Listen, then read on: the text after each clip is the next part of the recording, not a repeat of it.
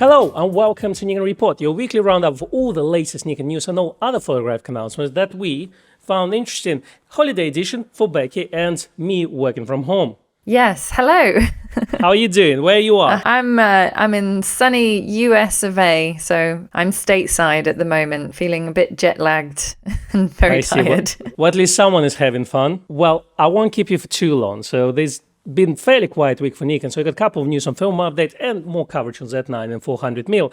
But overall, hopefully in 15 minutes, you're going to enjoy the sun on the beach or from your hotel window. You never know. Yeah, shortest podcast ever. Okay, let's go for it. Okay, so first one up is just a couple of news on 400mm. Last week, we had a bit of confusion about compatibility of newly announced 400 2.8 lens with a teleconverter. The question was, obviously the lens has a built-in 1.4 teleconverter, but would it work with external teleconverters attached as well as the built-in teleconverter engaged? So finally, we have a bit of clarification. Nikon USA in their press release had this to say. They said a built-in 1.4 times teleconverter enables a seamless and rapid switch from a 400 to a 560mm focal length. This we already knew.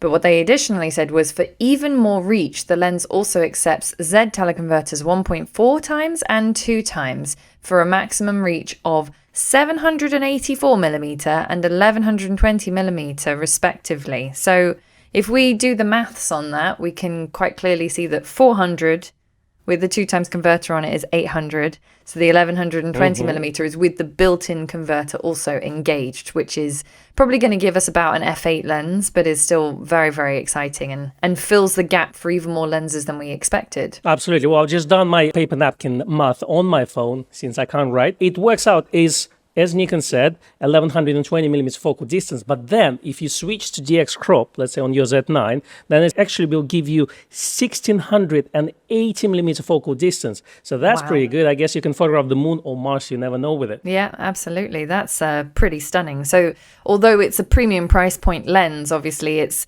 is answering a lot of demands, shall we say, for that long telephoto end where we've kind of been lacking up to now. So that's very exciting. Absolutely. So you're basically buying 400mm and then you can extend to 1600mm. As you said, it's pricey, but then if you add those bits into this, and teleconverters are fairly inexpensive, so while you add those 2 bits, you can potentially extend it to a much longer focal distance. Now, another bit on 400mm is we had Brad Hill, who joined Nikon TV in Nikon Canada YouTube channel. And he talked extensively about 400mm and his use of this lens in the field. Absolutely. He also talked about the Z9 on that same video. So when it comes to Z9 coverage, we do have some news. There is a new firmware update, version 1.11, that's been released. Yeah, so we're seeing rapid fire firmware updates. This is not the one that we were waiting for on the video side of things, but this actually fixes a couple of issues. So we had an issue fixed that prevented the camera from focusing on detected subjects during video recording when there were certain menu options in play. It also fixed typos in certain languages in the custom settings menu, so that's always good. Proofreader's been hard at work there. And then it added support for the 400mm f2.8 that we just talked about. So the lens is obviously going to be supported now by the Z9. Absolutely. I think the most important feature is obviously the typos in the menu. So they finally copied and pasted it in a Word document and just, proofread that. To sum it up, the main thing is they fixed the video in DX crop, which is very specific, and released, and they added the support of newly announced 400mm 2.8 lens. Exactly. And moving on to more Z9 news, Matt Granger actually released a speed test with the last firmware version update. So this is on the Z9 and on his YouTube channel. If you're interested, do go check that out. Fantastic. Now we have more tests coming in for Z9. Jim Kasson, which is quite well known on DPRevirew forums, had some tests on Z9. He's quite well known for testing cameras, but not just testing the cameras, but rigorously testing them. So he did a big test on GFX 100S. Now it's turn of Z9. So he got a camera about a week ago from Nikon, and so far he has published the following tests. Yeah, he's done the Z9 Engineering Dynamic Range, or EDR, Z9 Dark Field histograms, Z9 Dark Field Spectra, high ISO Z9 shadow noise with visuals. He's tested how fast the Z9 shutter is, The Z9 read noise, this is the image noise that exists independent of the light collected by the sensor. Those are tests that you do usually at lower ISOs to see that. Okay. Z9 full well capacity, which is the number of electrons that one pixel of the sensor can hold at full scale at base ISO. Z9 photographic dynamic range, or PDR, which is a full scale over the mean signal level that produces a signal to noise ratio of 16,000 over the image height in pixels. Z9 static finder latency and finder latency at 20 frames per second. Visual effects of Z9 conversion gain switching with no noise reduction, and Z9 readout details. So, goodness me, that's a lot of tests. Absolutely. A lot of unpack. Do head on his blog. And yeah, half of the things I don't even know. So do definitely check it out. I personally prefer those things more in use. But if you want to know your camera, especially the specifications and the sensor behavior from A to Z, those are the tests to look into. Absolutely. And then Jim Kasson also reviewed Z9 Smallrig L-bracket as well, which he's quite happy with. He normally uses Really Right Stuff. And he just said, well, while I'm waiting for my Really Right Stuff L-plate to arrive, this looks pretty good compared to the previous iterations. Excellent. We also have the Z9 autofocus AF tracking of birds in flight in dense branches by Cool Wildlife YouTube channel. He talks about settings for bird photography and AF response settings to combat branches, which is always a tricky issue when you're doing bird photography, obviously, particularly because the dense nature of leaves and foliage and branches can make it very difficult for autofocus systems to nail any kind of eye or bird tracking. That's true, especially, it's sometimes, especially when you're using full autofocus system, in the past where you wouldn't have animal recognition, then definitely camera would pick up branches over, let's say, the bird or the animal that you're photographing. So it's pretty good that Z9A has an animal recognition, and then also that if you set it up the way, like he recommends the AF server delay effectively, so you keep it longer so the camera effectively continues to track the subject, it's pretty well. Remember I showed you photographs of Tilly going through the branches of the grass, and the camera will still track Tilly over that period, and I think those settings are quite important, especially you're somewhere in the field and you really need to get that shot. Absolutely. Obviously, we haven't had much Z9 news, or we haven't been doing much Z9 news in recent weeks, so this is like a bonanza. Absolutely. It's a showcase of Z9 features and capabilities. That's right. So we also have a review from a YouTube channel called iPhoneDO, which is entitled "Used It as My Main Camera in 8K." So this may appeal to videographers. This is definitely more video centric, and although I'm not personally familiar with this channel, it's quite interesting that they've decided to shoot the whole thing in 8K. Yeah, absolutely. Thanks, Matt Irvin, who we talked to last week on our last Friday live stream. He recommends check out this channel. So I watched this video. It's really, really good. Especially, we always thought of Nikon as not a video camera, and obviously Z9 and previously Z6 has changed this assumption. So for people who are still on the fence, then do check this video out. Now, switching to professional stills photographers, if you want to know how pros using their cameras for commercial photography. So we have sports photographer Mark Payne giving an interview to DPRevirew website. It's really cool. He's photographing sport events like English Premier League, etc., etc. So as normally with professionals, they don't really look into specifications as such. Of course, they were excited about things like autofocus speed, etc., etc. But it's more interview of how he finds the use of the camera in the field for commercial jobs. So do check it out. It's very interesting read. Awesome. The next one up is a bit of an interesting one. It was published on Nikon Rumors, and it's about BCN Ranking, who released a new report on the latest sales data of Japanese market. Why is that interesting, Con? All right, I'll tell you why. Because this report shows that Nikon Z cameras and lenses sold pretty much the same in Japan at the end of the year last year as Canon RF systems, so that's Canon mirrorless system, and Fujifilm X, which is DX Fujifilm system. Now, we generally don't report on BCN rankings, and I'll tell you why, because they generally don't track professional dealers. They generally track a new Eggs or Walmarts of Japan, so basically supermarkets. And if you think about it, those generally deal with entry-level cameras, so not pro or semi-pro photography. So they generally report on those sales because pretty much the Walmart is not going to sell you Z9. As simple as that. What interesting here and the positive sign is that we normally didn't think of Nikon Z system as entry level. And obviously, Nikon now released Z50 and ZFC. And then we have cameras like Z5. Nikon still sells Z6, which is first generation of Z6 cameras. So you can see that Nikon actually is catching up with other players in this field. Obviously, Sony is still quite far away because they have much more offerings in this space. But it's nice to be on the same level with Fujifilm and Canon, I think. But imagine if they're going to release Z30 at some point, where we're going to be, and just being on the same level with other brands, because, a lot of people said, well, Nikon is late to the party. Remember this? Yes, that's been a kind of bandied around quite a lot in recent years, particularly. But I don't necessarily think that's the case. And also, just the numbers show that Nikon are capable and have been selling as many cameras as other brands. So I don't think the late to the party argument really holds up. Absolutely. I agree with you. And as I say, imagine they release their 30, then yes, we definitely will fulfill that entry level void. But as you say, it doesn't matter if you're late to the party, because if you look at Z9, it effectively competes with the top offerings from all other leaders. Yeah.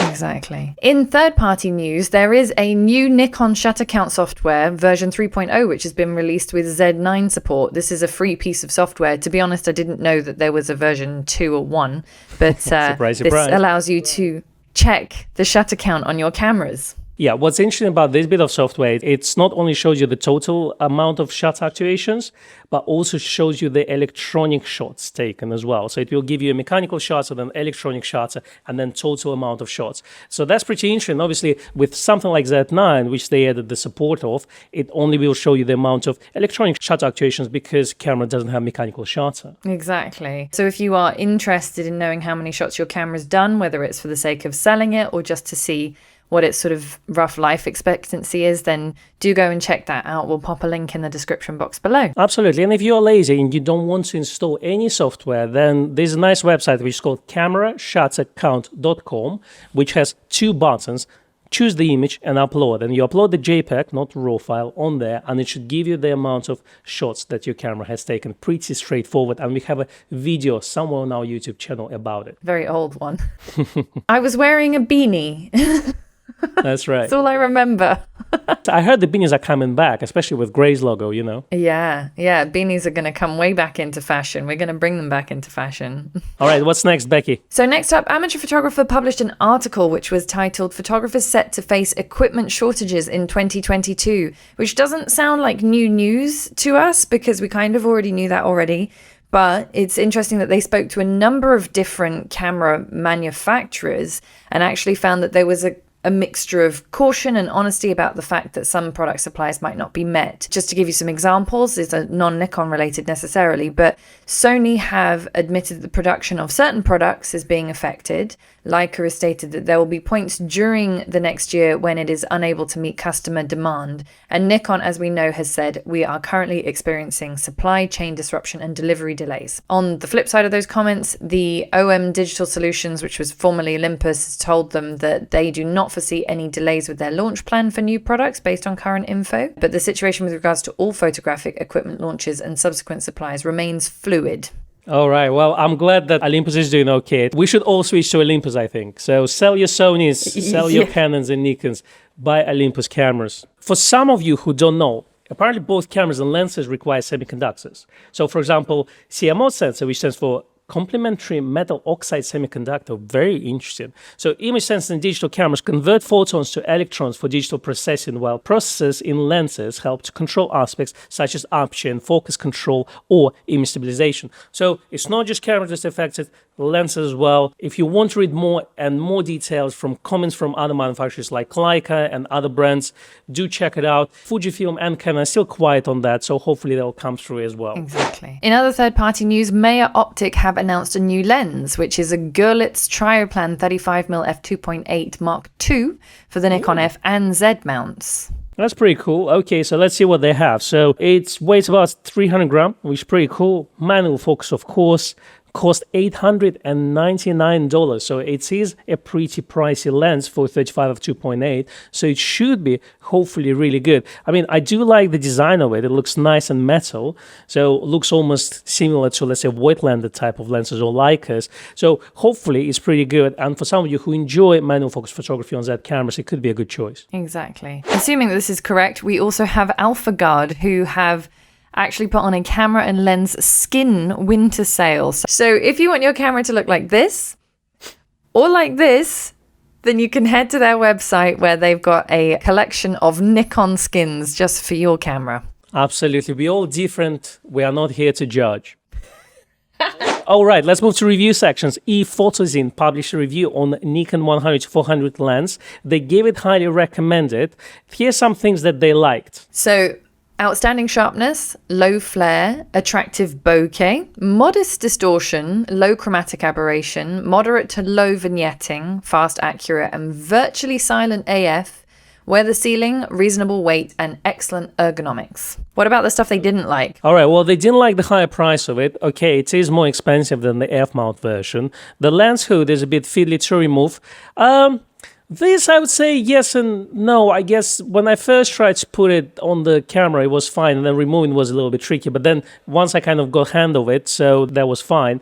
And then what they say is they don't really like the bokeh. They say in small apertures, it can get quite overly busy. To be honest with you, if you're photographing most of trees and foliage, and that you would normally do in wildlife photography, generally the bokeh is going to be quite busy on small apertures. I agree. Great. We've got a review coming up on the 100-400 reasonably soon as well. So we'll give you our opinion once we have it. Stay tuned. Next up, we have the perfect landscape photography lens, ? This is the 24-120 Z lens review by Nigel Danson. The man and his dog. In the forest alone. It's pretty good videos. I'm just enjoying it. It's so therapeutic to watch a man setting up the tripod, walking away, and then walking towards the camera and talking. It's amazing. But I also enjoy that he actually, after the shots are taken, he prints them out and look at the prints. That's how he judges the equipment, based on prints, not just pixel peeping on the cameras. I do respect this. I think print should be a final step of picture making process.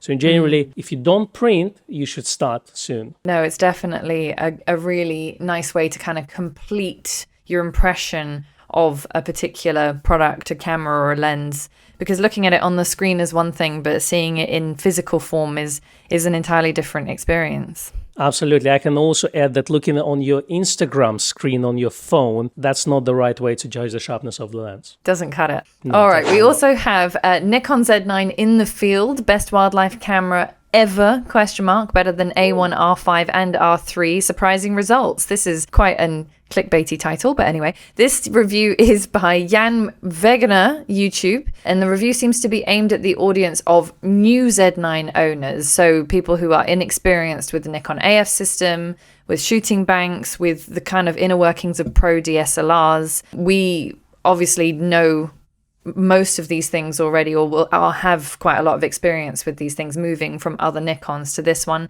But if you're kind of getting into the Z9, having moved from another brand, for example, then this is worth a watch. So Bex, what do you think? Is the Z9 the camera that will convince a lot of people using other brands to consider Nikon camera in the future? I think that based on some vague rumors that I heard, that's definitely part of Nikon's tactic, particularly in the USA. This is possibly why the USA got such a large share of Z9s, whereas the rest of the world has been left somewhat lacking. But I do think that Nikon consider this to be a game-changing camera. And I've spoken to many photographers who are using different brands who are now switching over because of it. So yeah, proof is in the pudding, as they say. Absolutely. I'm just looking at the comments under our videos, and we do get some other system users, Canon, Sony users, cautiously looking into our videos and just reading about Nikon equipment.